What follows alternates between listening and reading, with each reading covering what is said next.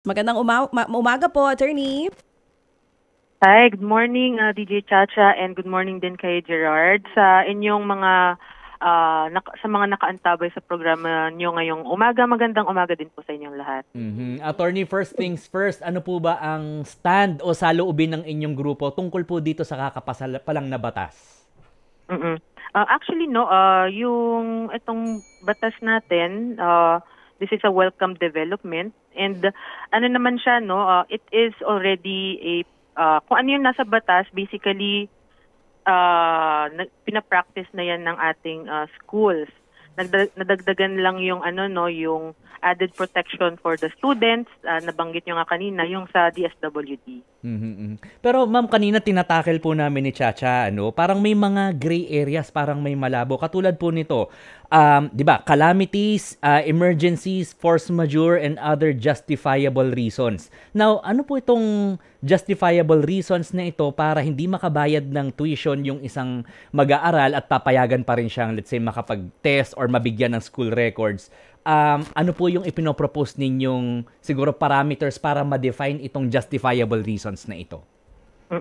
Actually, no, ganyan, in a way, naintindihan ko na baka sa iba medyo magulo yung itong particular statement or provision na ito. Pero kasi ito yung may certain elbow room tayo to define ano ang justifiable reasons. Why, bakit natin kailangan to? Kasi hindi naman lahat na hindi nakakabayad on time is the same ang circumstances, no? Calamities, emergencies, force majeure, and other justifiable reasons. Ang posibleng nakikita natin dito, justifiable reasons is, lagi ko ngang sinasabi, no, yung mga talagang hindi, halimbawa, yung mga OFWs natin, hindi kagad nakakapag-remit. Ano naman yan, magkakaroon ng certain leeway ang ating implementing bodies, no, and of course ang ating schools in coordination and consultation sa ating stakeholders kung paano natin i-define ang justifiable reasons. But basically, no, ang naging diskusyon kasi nito nung pinag-aaralan tong batas na to bago maging nung bill pa siya is dapat hindi basta-basta ma-abuse yung law, no? Kasi madaling sabihin or i-claim na disadvantaged yung estudyante pero hindi naman talaga kung wala yung ganong certification from the DSWD or kung walang maayos na pagsusuri ang ating eskwelahan, posibleng ma-abuse. Kaya may ganitong provision na ito para hindi siya ma-abuse ng basta-basta. Ma'am, how about itong disadvantage? How do we define na disadvantage ang isang mag-aaral? Actually, no, nasaan yan? Talagang hindi dinefine yan sa batas. Why? Kasi ang intention ng ating mga mambabatas is i-define siya sa implementing rules and regulations. Yan kasi, no, of course, in line yan sa possible na parameters in consultation with DepEd, with CHED, TESDA, and DSWD, kasamang ating mga educational institutions, schools, and of course other stakeholders. Kasi kumbaga, again, yung disadvantage, yung ganitong benefit, no, na para makapag-exam pa rin ang estudyante, kumbaga i-allow natin siya kung talagang totoo or genuine ang kanyang pagiging disadvantage, yung circumstances niya. Ma'am, dito sa batas, parang, ewan ko, correct me if I'm wrong kung tama yung pagkakabasa ko sa batas, parang binibigyan pa rin ng power yung mga eskwelahan na mag-require ng promissory note. Kung hindi, ay magwi-withhold sila ng records and other legal and administrative siguro documents ito. Now, ano-ano po ba itong mga pwedeng idahilan ng isang eskwelahan para mag-require ng promissory note? Kasi di ba parang, hindi ba nade-defeat nito yung purpose ng law kung may ganito paring privilege ang isang eskwelahan? Well, actually, Gerard, no, itong remedies ng school, ginagawa na talaga yung practice. Even without the law, ayan na talaga yung practice since kumbaga time immemorial ng mga ating schools. Yung promissory note, even yung withholding of records and credentials. Actually may mga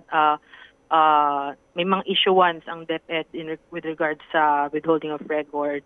But again, yung hindi basta-basta naman makakapag-withhold ang ating schools. Kailangan may reason, which is yung hindi nga nakakabayad or may outstanding balance pa sa tuition. Ngayon, ano lang naman yan, no? Nandyan lang siya to ensure na makakapag-collecta pa rin or may remedy pa rin ang school in case na hindi makabayad ang ating students or parents. Ngayon, ano yan kaya nagkaroon ng ganitong batas is para in the event na hindi talaga makabayad, disadvantage, financially unstable or troubled ang ating students may remedy ngayon sila. They can get a certificate from the DSWD that they are certifying that they are in a certain that they are a disadvantaged student. Ngayon, ano pa rin yan, no? Yung certificate na yan, pwede naman i-waive yan ng school Kumbaga may discretion pa rin yung school na hindi na sila i-require ng DSWD certificate. Ano lang yan, no? Simple lang naman yan kung ma-justify ng students or if sa tingin din ng school na hindi naman na kailangan na kumuha ng certificate, i-explain lang sa kanila na kung ano yung circumstances ng student, then pwede pa rin sila i-allow mag-exam. Sige, may isa pa akong tanong, sorry. Sige lang, Tito Je. Yes, no as problem. I understand, attorney, nung kinakraft pa lang or binubuo pa lang itong batas na ito, ang COCOPEA po ay may opposition, reservation, or agam-agam dito sa batas na ito. Actually, totoo yan. Diba? Before nga, Attorney Christine, nabanggit din na, di ba, tinatawag nyo itong batas na ito, tinawag yung death sentence para sa mga pribadong eskwelahan. Now, ma'am, happy ba kayo dito sa kinalabasan ng batas or tuloy pa rin ang death sentence, so to speak? This is yung batas na to, we can work on this.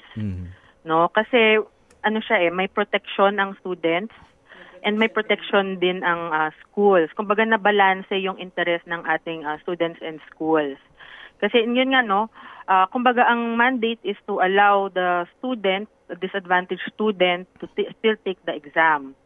Whether or not i-require siya mag-submit ng DSWD, bahala ang school.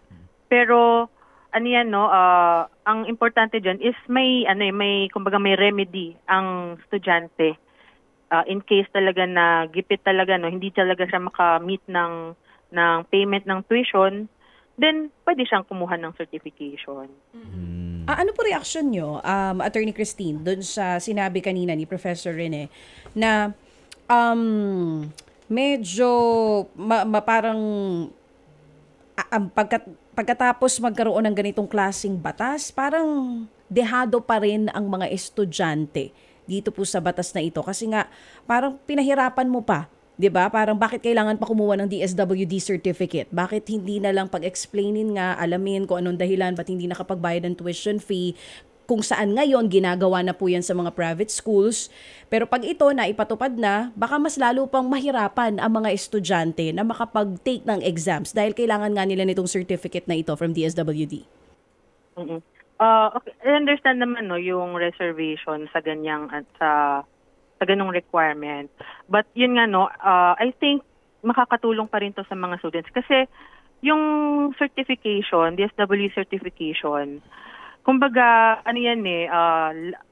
last resort in a way, Kasi ang estudyante naman, pupunta yan sa school, explain niya, na hindi ako makaka-meet ng payment for a certain quarter or trimester kasi ganito, Sasabihin niya yung reasons niya. Ngayon, bahala ang school kung okay na sa kanya yung okay na sa kanya yung reason, kung justified naman yung circumstances ng student, then pwede na niyang hindi i-require or hindi na pakuhunin ng certification. Ngayon, if let's say a school would require the certificate, then makapag-present si student ng certificate, then walang masasabi ang school, no? Papag-examine pa rin 'yan. Diba? Kumbaga, madaming nagkaroon ng added remedy ang ang students na para makapag-exam pa rin. Yung sige po, tuloy. Parang yung certification kasi baka nako-confuse no ang karamihan. Ang certification kasi hindi naman siya automatically required. Bahala ang student kung gusto niya mag-present ng certification to support his or her explanation. May option din ang school na humingi ng certification from the student. But it will still be sa desisyon nga po ng mga pribadong eskwelahan. Kumbaga, depende sa kada private schools po ito kung papayagan na walang DSWD certification or dapat strict na meron talaga. Yes, in a way, no. Ang magiging advantage naman doon na nakikita ko is the moment na mag-present ng certification, wala na rin masasabi ang school, no? Papag-examine pa rin sila. So, hindi po kayo sang-ayon doon sa mga agam-agam ng ilan na nabasa na tong fine print ng batas na ito na parang katig pa rin ang ating mga mambabatas sa mga pribadong eskwelahan?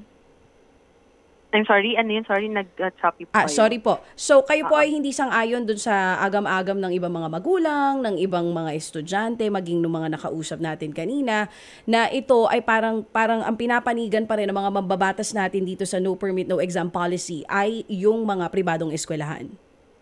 No, I don't think so, no. Ano yan? Balanse, no?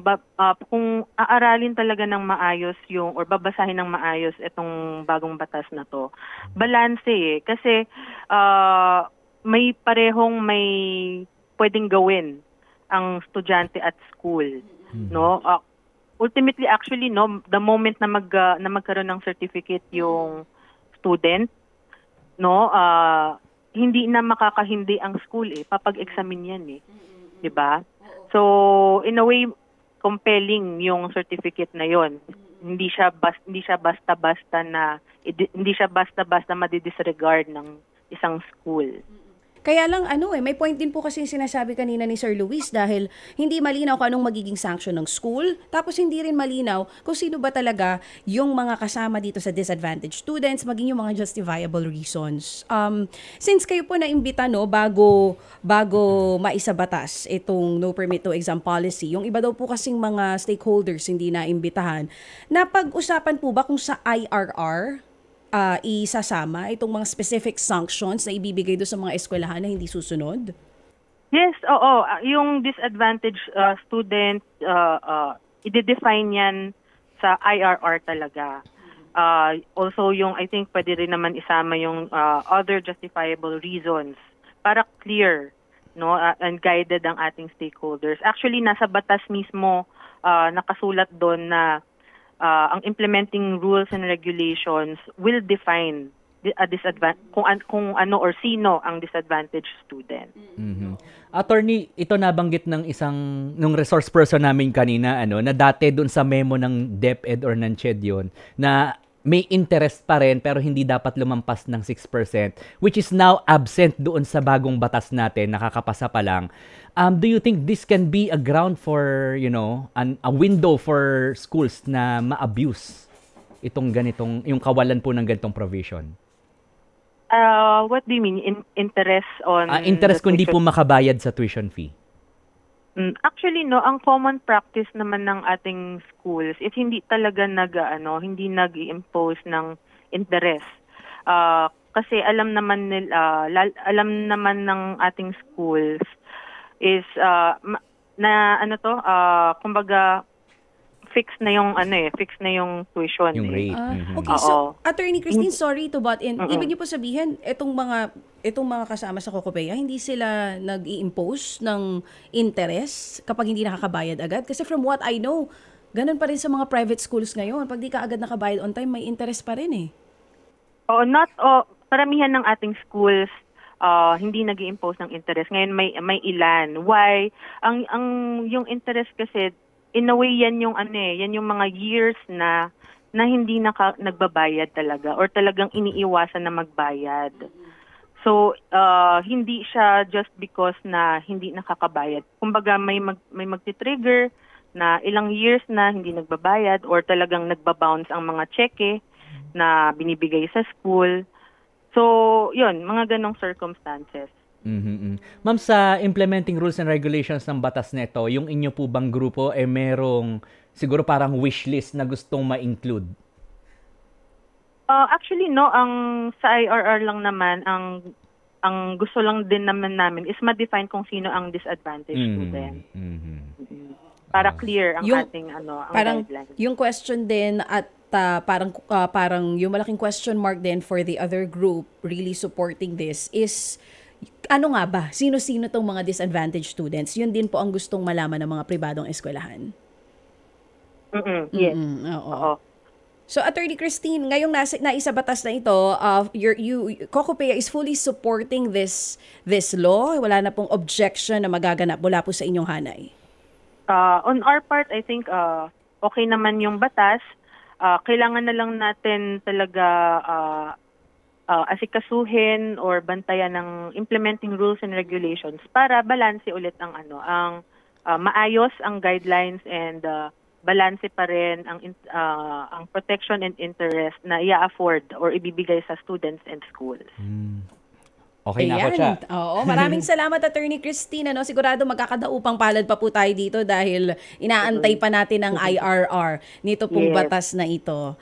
Thank you so much ang legal counsel nga po ng Coordinating Council of Private Educational Association of the Philippines or COCOPEA, si Attorney Christine Carmina Manawag. Ted Filon at DJ Chacha ngayon nasa Radyo 5 92.3 News FM Monday to Friday 6 to 10 a.m.